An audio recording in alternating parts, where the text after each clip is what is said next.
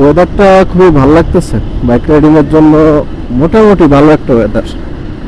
আপনার মেঘলা আকাশ, কিন্তু হচ্ছে যে মেঘ হচ্ছে না, বৃষ্টি হচ্ছে না। তবে বৃষ্টি হলে আমার কাছে ভাল লাগে, কিন্তু সমস্যা হচ্ছে আজকে আমার কণ্ঠ শুনে বুঝতেছেন কিনা, জ্বর।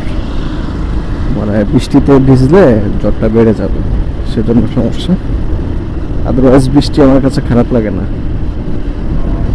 ওই দিন কয়েকদিন টানা বৃষ্টিতে ভিজে শরীরের অবস্থা এখন একদম নাজেহাল।